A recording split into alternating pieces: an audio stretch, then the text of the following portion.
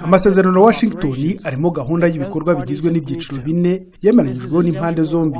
Ibi ni ingenzi ku Rwanda kugira ngo rwemerere gusubiza inyuma ingabo zarwo. Ariko mu gihe gusa Repubulika ya Demokarasi ya Kongo yakurikiza gahunda y'impurirane yo gusenya umutwe FDLR, ingengabitekerezo ya jenoside ikwirakwizwa na FDLR ni ikibazo cy'ingenzi ku mutekano w'u Rwanda n'ibice mu twigenzura. Iki gihugu n'uyu mutwe bikwiye gufata ingamba zo gukangurira abarwanyi b'Abanyarwanda kurambika intwaro hasi. Under their control.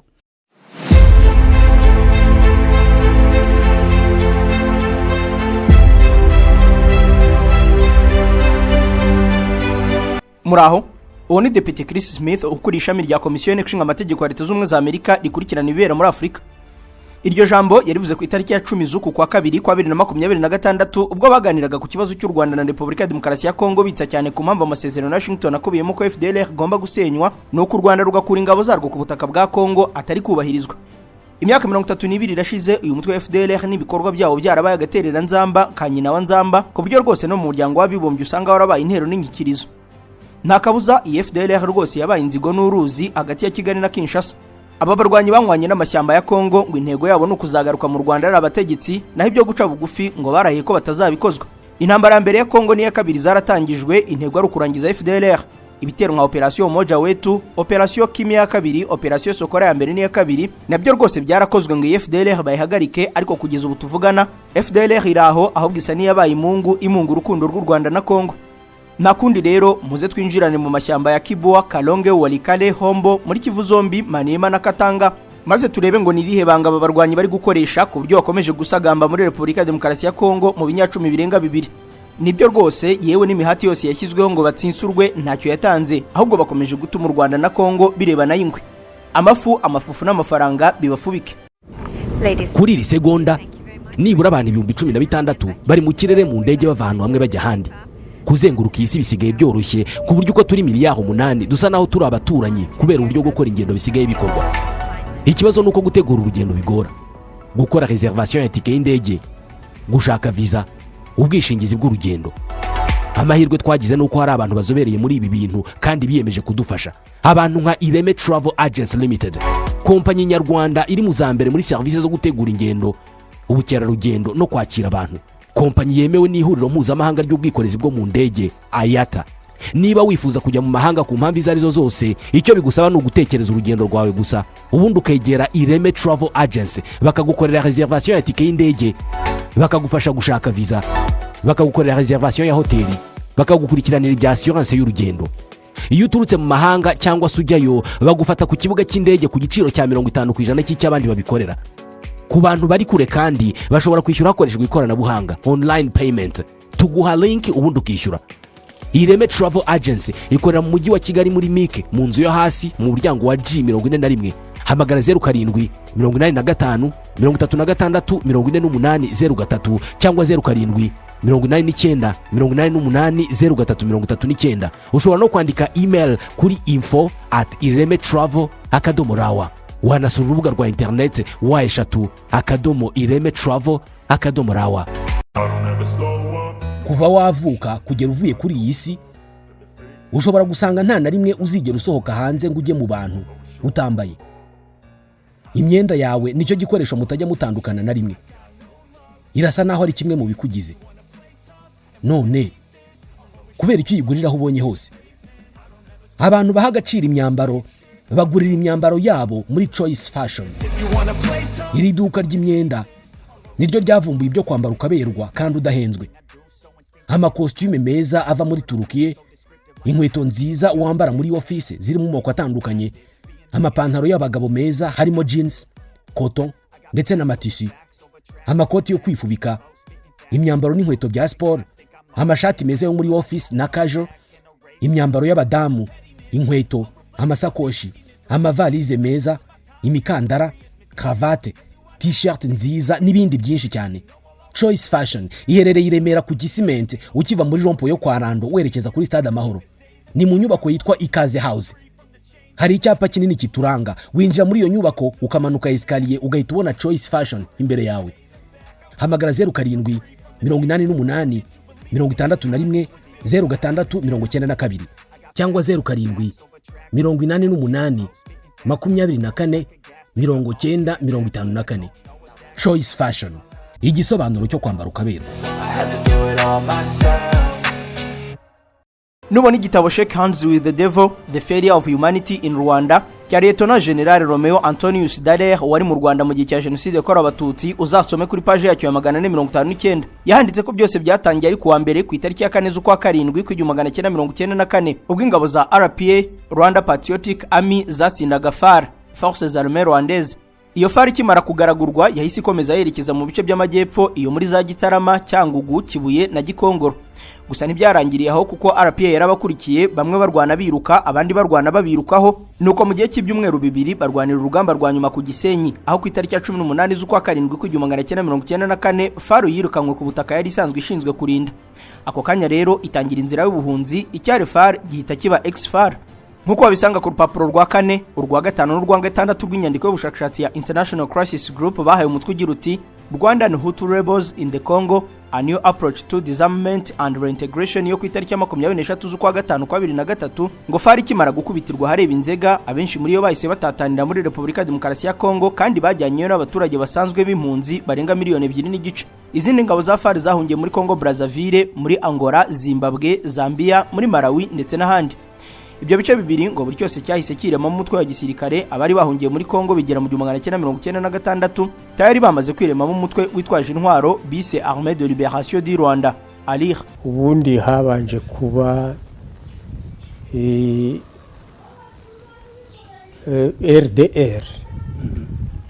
RDR wari umutwe wagenwaga kugira ngo ucyure impunzi zigaruke kandi zigarukane n'abasirikare zari zarajyanye nabo.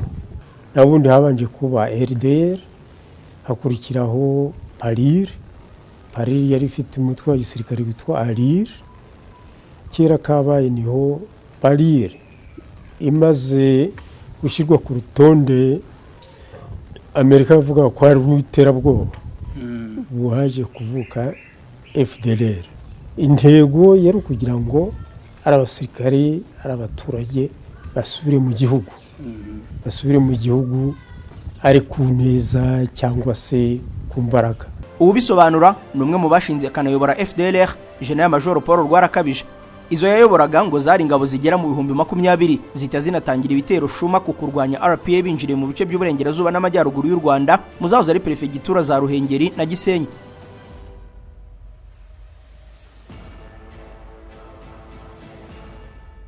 Hagati mu 1998 ubwo Perezida Laurent Désiré Kabila yari mu ntambara n'u Rwanda na Uganda yiswe ya kabiri ya Kongo, babasirikare ba FAR bari barahungiye mu bindi bice birimo Angola na Congo Brazzaville n'ahandi, yabasabye kujya muri Kongo ngo bamufashe mu bwumvikane byaje kumenywa ko yari mfasha nanjye nzagufasha.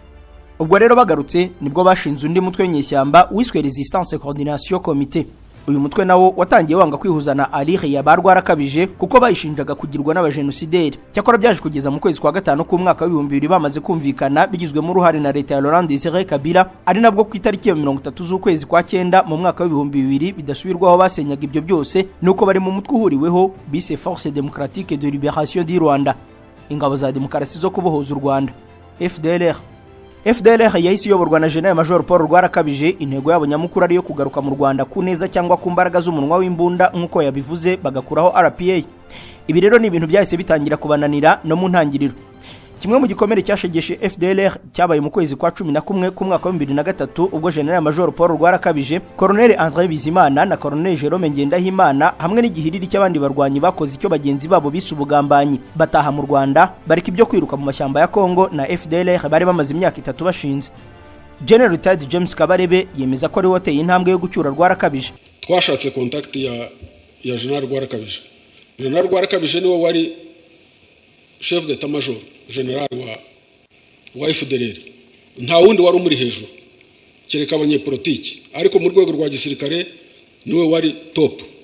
His Excellency turamubwira tuti uko tuzi Rwarakabije na kera, kuko twabaga tubazi bose, nubwo twarwanaga guhera 1991 na 3 no guhagarika jenoside, buriya twabaga tuzi abaofisiye bakuru bose, twabaga tuzi nuko batekereza. Turamubwira tuti Rwarakabije uko tumuzi ntabwo ari umuntu mubi cyane tutakumvikana tutavugana. Urumva ntabwo twari tunaniwe kumureka ngo agume mu mashyamba cyangwa nta n'icyo ari kuzadutwara. Ndamuhamagara 2003 inshuro ya mbere agira ubwoba ntitwavugana, inshuro ya kabiri avugaho gakeya, inshuro ya gatatu tuvuganaho birambuyeho gato, ku nshuro ya kane twongeraho, ku nshuro ya gatanu atereka mbitekerezeho, ubwo mucumbikishiriza aho ngaho. Ubwo ariko turagerageza n'abandi, namwe Rwarakabije vaho hantu ndakuzi, tuza gushaka aho dushyira 600 kuri CND, twarahagusanze twaraganiriye, ni nawe wadufashije. Ati nanjye ndaje, atari ko ngomba kubitegura neza, ati kuko hageze ubimenye babimenye banyica. Urumva ni ukuriye FDLR yose nta uri hejuru ye, ariko ati babimenye banyica. Rwarakabije nuko yaje kuza afata inzira azana n'abasirikare 120.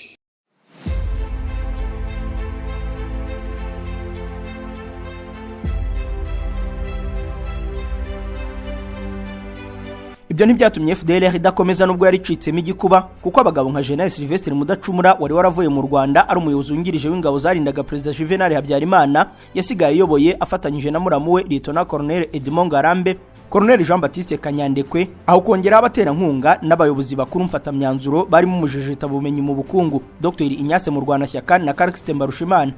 Uwo dusorejeho ni nawe wumvise Perezida w'u Rwanda Paul Kagame yifatiye ku gahanga mushinja kwica mubyara we muri jenoside yakorewe Abatutsi.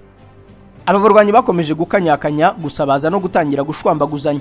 Mu bushakashatsi bukorwa na Kivu Security Tracker bwo mu 2017 na 2018 bemeje ko FDLR yagiye cikamo ibice akavukamo yitwa FDLR Les Forces Combattantes abacunguzi, iba FDLR Foka, abayishinze bakavuga ko ari ukwiyomora kubakoze jenoside yakorewe Abatutsi bari n'abayobozi babo.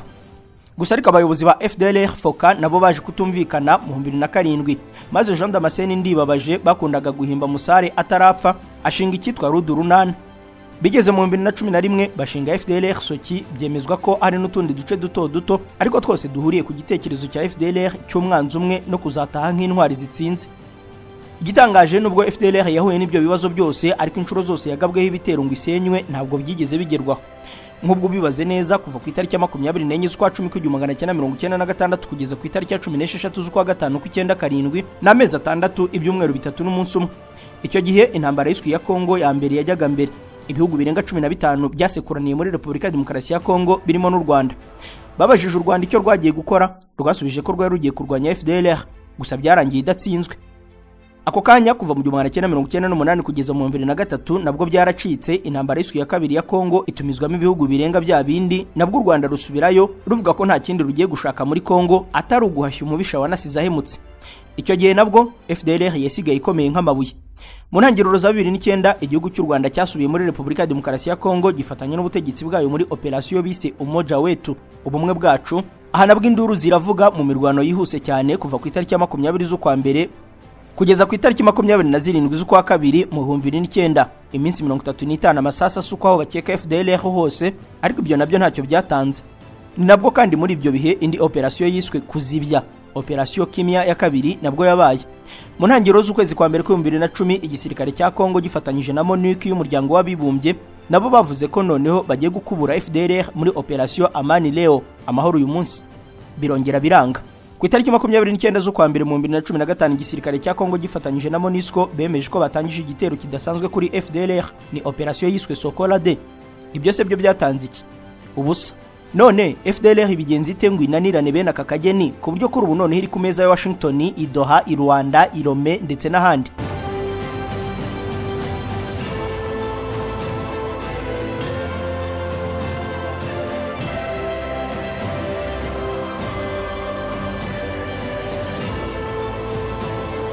Mbere yaho wabanza kumenya ko isi yose ishobora kuba yibeshya ku mubare no ku mbaraga za FDLR.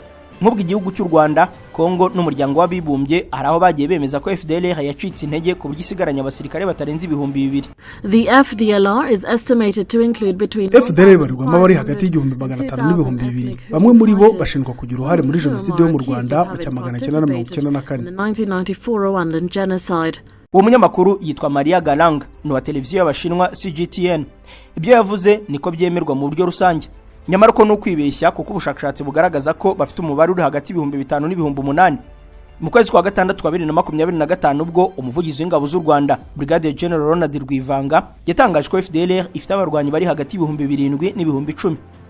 Mureka ariko natwe tugira uko tubibara. Mu matangazo y'u Rwanda na Kongo yo mu 2009 ubwo leta zombi zemezaga ko zigiye gutangiza operation Umoja Wetu, bemeje ko FDLR yari ifite abarwanyi bari hagati y'ibihumbi 7 n'ibihumbi 8. Nyuma ya operation bo ubwabo bemeje ko bishe 153, afatwa 37, 103 barataha. Bivuze rero ko mu 8,000 by'abarwanyi hari havuyemo 293, akaba hasigaye ibihumbi 7,707. Nyuma yaho gato kuva mu 2009 kugeza 2012 MONUSCO yatangaje ko imaze gucyura abarwanyi 512, bivuze ko kuri wa mubare nibura hari hasigaye ibihumbi 7,195. Aba nabo bagiye bagabanuka. Ku itariki ya 29 z'ukwa 10 kwa 2015 ikinyamakuru KT Press cyasohoye imwe mu nkuru ibaze neza kurusha izindi zandikirwa mu Rwanda. Bati Mon Colonel inside FDLR and the deadly escape to Rwanda. Muri iyi ndyohera abasomyi bavuze muri Lieutenant General Ntibibaza aka Mambo Lorenzo. Uyu mugabo ni umwe mu basirikare ba FDLR babashije gutaha ariko babitse amakuru menshi kurusha abandi. Impamvu nuko yari asanzwe ari umuyobozi w'ubutegetsi bw'imbere bwa FDLR bizwi nka Head of Administration G1. Ahubwo KT Press yagize iti Ntibibaza yarashinzwe kubika amakuru yose y'ibanga yerekeye imibanire ya FDLR. Abayobozi bose b'imitwe basabwaga kumushyikiriza urutonde rw'abarwanyi bariho, abinjira bashya hamwe n'amakuru arambuye yerekeye n'amapeti n'imyirondoro yabo.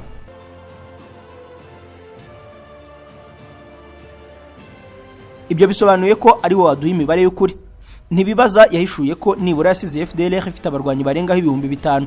Yavuze ko 3 muri bo bakorera muri Kivu ya ruguru mu gihe 2,000 bakorera muri Kivu y'epfo, ariko hakaba ngo n'amatsinda mato mato y'abarwanyi badasanzwe akorera mu ntara za Maniema na Katanga. Uwo ni umubare uzwi neza wanditse mu bitabo bya FDLR, ariko hari n'abandi barwanyi b'abana batavugwa. Umva kakana. Igoma ku itariki ya 15 z'ukwa mbere kwa 2008 ahabera inama yasohoremo imyanzuro y'abategetsi bakomeye hagati y'u Rwanda na Kongo ndetse n'umuryango w'abibumbye. Mu itangazo ry'ibyemejwe bise DR Congo Rwanda, government says 30% of FDLR are Congolese, calls on them to disarm. Rwose Seraphine Ngweje waruhagarariye President Joseph Kabila yemeje ko abagize FDLR 30% ari abakongomani bayinjiyemo mu buryo bumwe cyangwa ubundi. Ibyo bivuze ko ushobora kongeraho hafi 2,400 kuri wa mubare. Imibare yose yuhurije hamwe ukabana n'abagiye bataha abatataniye mu bindi bihugu, wasanga nibura mu 2023 ibigo by'ubushakashatsi nka Kivu Tracker bikwemeza ko wabara hagati y'ibihumbi 5 n'ibihumbi 8 by'aba FDLR. Impamvu badatsindwa zo zingana ururo ariko zirenze imwe. Iya mbere izwi idashidikanywaho na mayeri ya FDLR ndetse n'ubunararibonye mu guhangana n'ibitero bagabwaho nk'uko byagiye bisimburana uko twabibonye. Nk'ubwo baza umwaka ku wundi, uyu mutwe umaze imyaka ikabakaba 32 mu mashyamba ya Kongo, ku buryo bahageze iki gihugu cyitwa Zaire, babana na Mobutu bamurwanira intambara ze, barwana intambara mbere n'iya kabiri ya Kongo. Barwanye intambara z'abacengezi kandi ibyo byabanjirijwe nuko ibikwerere muri bo bari bararwanye intambara kuva mu 1990 kugeza muri 1994 bahanganye na RPA. Ibyo byose byiyongeraho ko babashije gucengera muri politike ya Kongo no mu gisirikare ku buryo babashije gukorana na Desire Kabila, nyuma yo bakorana n'umuhungu we Joseph Kabila, nawe bagira ibyo bagambana. Felix Tshisekedi we kuri ubu barerebana kana ka Sheri Shushu mu nkundo zigezweho, aho urukundo rwaretse kuba impumyi ngo rukaba rucanye ku maso. Impamvu ya kabiri rero uyu mutwe bigorana gutsindwa biterwa n'imiterere ya Kongo. Iki ni igihugu gifite urusobe rw'amashyamba amwe ashobora kuba yaruturwana inshuro nyinshi. Mu mibare yoroshye uruhererekane rw'amashyamba abarizwa muri iki gihugu afata nibura hegitari 134. Ni mu gihe buri igihugu cyose, ndavuga cyose cy'u Rwanda, ukibare kuri hegitari uhasanga gifite hegitari 2,233,800. Ibi byumvikane kuko ngo FDLR ijya gushinga ibirindiro rwagati mu mashyamba ngo nibura ku birometero 1,500 uvuye ahantu haba hari umuhanda cyangwa hacaracara abantu. Ibinyamakuru biratubwira amakuru y'ibera ku isi, abanyapolitike bakatubwira imigabo n'imigambi yabo, abandi nabo bakatubarira inkuru zabo nababo. Nyamara ariko hari andi makuru batatubwira. Ayo makuru na ya kampani Rubavu Buy and Sell Limited. Ngiyi kampani yizewe mu kugura no kugurisha ibibanza n'inzu mu buryo bwihuse. Ikorera mu burengerazuba bw'u Rwanda by'umwihariko mu mujyi wa Rubavu ndetse no mu karere ka Musanze. Uretse kugura no kugurisha inzu, inabafasha kugura ibibanza no kubigurisha, ikanabafasha kubona apartment zo kubamo by'igihe gito cyangwa kirambye, ikanabafasha kuzamamaza. Ku bindi bisobanuro waduhamagara kuri 0782 42 43 82 cyangwa ukatwandikira ku mbuga nkoranyambaga zacu, hose twitwa Rubavu Real Estate. Rubavu Buy and Sell Limited, your trusted real estate partner.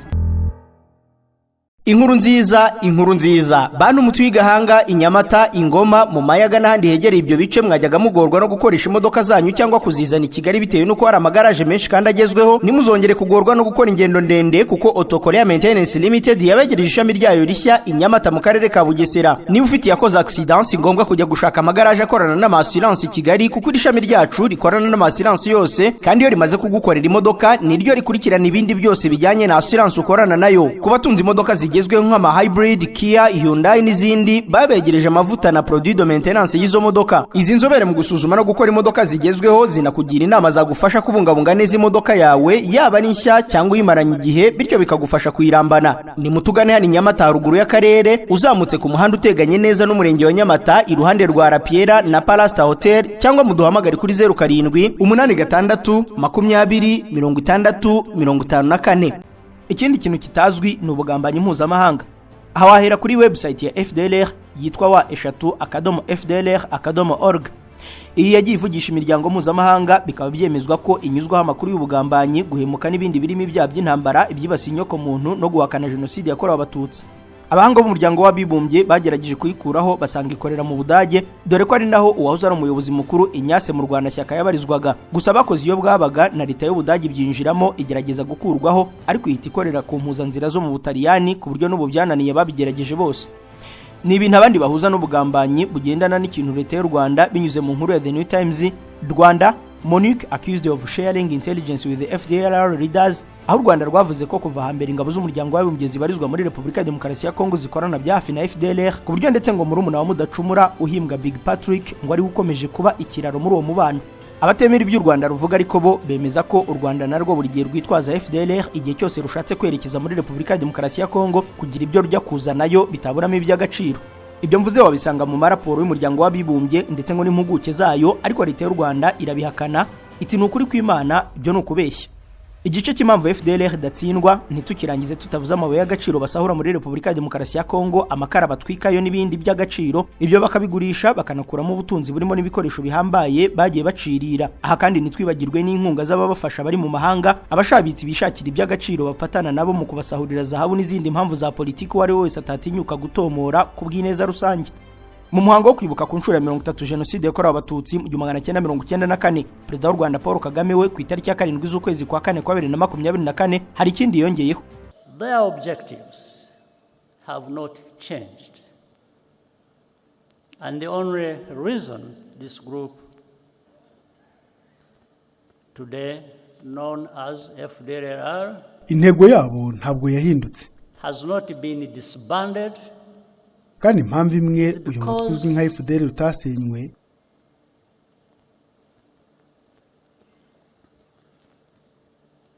their continued existence nuko gukomeza kubaho kwawo kubyara zimwe mu nyungu zitajya zivugwa, some unspoken interest.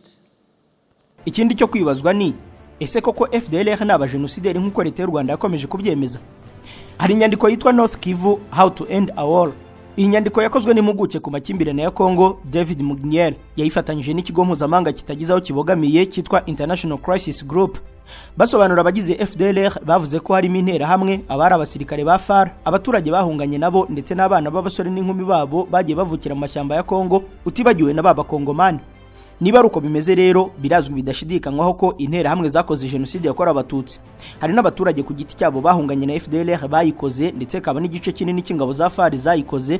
Ibyo bisobanuye ko abo bose bafatwa n'ijambo ubujenosideri. Gusa uko ibihe byagiye biha ibindi, kuri ubu bamwe bakaba bagendera ku kabando, bisa nkaho FDLR nk'abarwanyi bose atari abajenosideri, mu gihe waba ugiye kubara umubare w'abakongomani n'abayigize bavutse nyuma ya jenoside yakorewe Abatutsi, ndetse ntibibagirwe n'abagiye nyine badakoze jenoside ariko babarizwa muri FDLR. ariko nyine bikemezwa ko amahame yayo, ingengabitekerezo yayo, abategetsi n'abatanga imirongo nta kabuza bakoze icyo cyaha, ku buryo ari nayo mpamvu batinya gutaha iwabo, bigatuma bagundira n'abandi muri za propaganda z'urwango no kwanga umututsi. Dusoza rero, kuri ubu FDLR ishamikiye kuri politike gusa, kuko bisa nk'aho abacurabwenge bayo bakendereye guhera kuri General Rwarakabije wayihunze, mu Rwanashyaka wimenyeraga ubuzima Colonel Jean Baptiste Kanyandekwe ndetse na General Mudacumura barapfuye, Lieutenant Colonel Edmond yaracakiwe, Gakwerere nawe mu bihe bya vuba aratangira kuburanishwa mu nkiko z'u Rwanda, kimwe n'abandi benshi batahutse, ku buryo FDLR kuri ubishamikiye ku kuba ariwe mukurambere mu bari kurwanya leta y'u Rwanda, ariko ikindi mikoranire yayo na leta ya Kongo na MONUSCO ishobora kuzatuma yongera umuvuduko.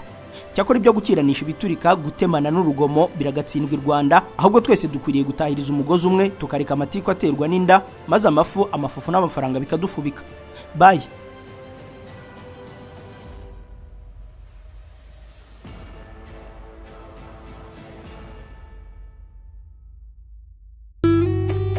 Kubera yuko kurwara ari ibintu bisanzwe, ubwo no gukira ubundi byakabaye ari bisanzwe, ariko hari igihe bigorana cyane.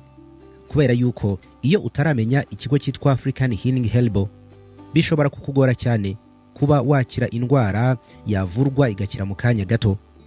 Ubwo rero noneho basa n'abafite promotion kandi idasanzwe ku bantu barwaye indwara za diabete, hypertension, hepatite, impyiko ndetse na prostate.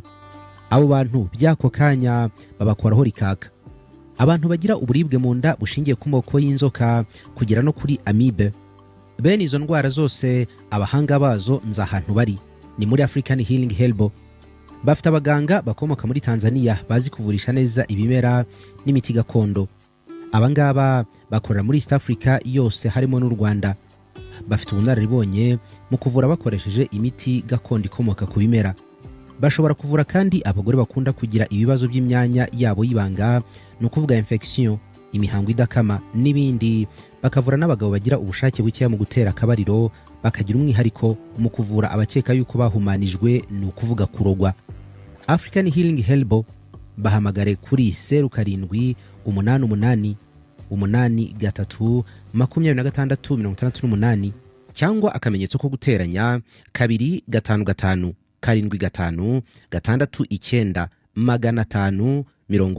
2557569 nimero yo muri Tanzania. Ishami ryabo ryo mu Rwanda rikorera mu mujyi wa Kigali Kimisagara. Banafasha abantu bashaka kugabanya umubyibuho ukabije, obesite. Imiti yabo ikugeraho aho uri hose ku isi kubera ko bakorana na DHL.